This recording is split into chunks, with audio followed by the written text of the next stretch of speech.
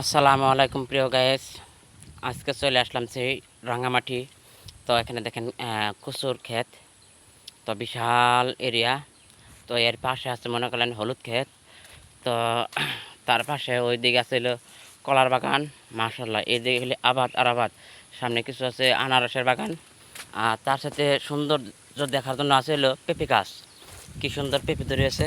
তো মাশাল্লাহ, আলহামদুলিল্লাহ, খুব সুন্দর পেঁপে ধরেছে। এই ক্ষেতের নমুনা দেখে এই গৃহস্থের কাছে থেকে আমি শিখছি পেঁপে আবাদ করা। হালকা কিছু আমি পেঁপে আবাদ করছি। তো অবশ্যই আপনারা দেখছেন, সেটাও আমি ফেসবুকে ছাড়ছি। তো আজকে আবার সেই পেঁপে গাছ দেখতে আসছি, আমি ঘুরে দেখলাম।